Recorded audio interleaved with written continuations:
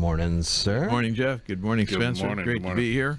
Trying times in this last week, and things have been moving fast. Just a quick overview of the week, though. Yesterday, I think it was yesterday, we met the new football coach. Yes, Coach Smith Mark came Smith. in. We're very fortunate to have hired a premier football coach and educator. Sure. We're very, very lucky to have him. What's really great, he's a Shelton High School graduate. Who went on and did great things in many different states. Of course, his last stint was in Arizona, where he won the highest division state title. And he's been named Coach of the Year many times, recognized by Arizona State University for his coaching prowess. And we're just extremely fortunate to have found Mark Smith. Of course, Mike Speaks and his assistant coaches have done a tremendous job to establish a foundation from which to move from, and we're looking for absolutely great things from our football program. And, you know, we've also assigned him the task of overseeing pre-K-8 activities. Yeah. What does that mean? Well, we're going to pay very close attention to the activities, how they're organized, and what we're offering across the board. We want to make sure that our students are exposed to the very best activities, co-curricular activities that we can offer, and we want to start that in the elementary schools and carry it through the intermediate schools that will flow into the high school. And that's how you really, truly build a great co-curricular activities program in the public schools. I've had experience doing that, and that's why we're heading in this direction, and we've got the right people in the right positions to make it happen. Let's talk a little bit about the coronavirus and what the school district is doing in preparation for any sorts of mass changes. Again, as of right now, there has been no reported cases in Mason County. Kitsap, though, and Thurston have seen cases, and the governor, of course, yesterday closing the K through 12 public and private schools in King, Pierce, and Snohomish counties. Oregon closing all of their schools yesterday, and then the Olympia School District starting on Monday will be closed. And I know you've been in constant contact with OSPI and going over your procedures, and where are you at right now, and at what point are there determinations made? Well, let me tell you, Jeff, you know, we've put together, and the entire community will see this afternoon, we have put together the very best coronavirus protocols. They are more thorough than anything I've seen from anywhere, and we will be posting those on our webpage. And we will be prepared, quite honestly, for any situation. If we were to close one school, it's outlined in our protocols. If we were going to close two, it's outlined very specifically in our protocols. And we are prepared through our protocols that we've established. If we were to make the decision, for one reason or another, to close all schools, we are prepared in terms of how we're going to handle food service, how we're going to handle child care, how we're going to handle everything associated with the closure of the schools. And I have to take my hat off to our staff. They've done just a tremendous job, as you will see this afternoon. When you actually see our protocol document, I believe parents and families and the community will be very impressed with the amount of work that we've put forth to prepare for, quite frankly, any situation.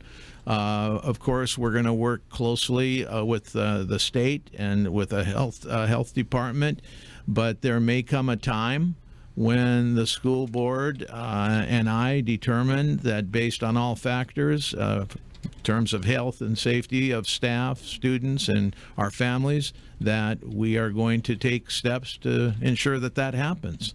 So everything is on the table. You know, we've talked about how are students going to keep up with their studies. Well, it's uncharted territory. Sure. And I just listened this morning to a professor of educational policy from Columbia University who indicated that, in his opinion, there's going to be very little student learning and this is his opinion, very little student learning in terms of any way that we approach student learning if they're not in school. So these are trying times, uncharted waters, and so we all need to make sure that we're working together in a very collaborative fashion, that we continue to communicate. I know that we're keeping our community abreast of what's going on with the virus every day on our website, and right along with the protocol information that we're going to be putting out today. I think the public, if they have access to technology, they're going to know exactly where our school district is, and we're ready for any eventuality. Mm-hmm. One thing that's not being considered by a lot of people with the school closures is what happens with parents that are working 9 to 5, parents who have to work, single parents who are relying on their kids being in class so that they can work.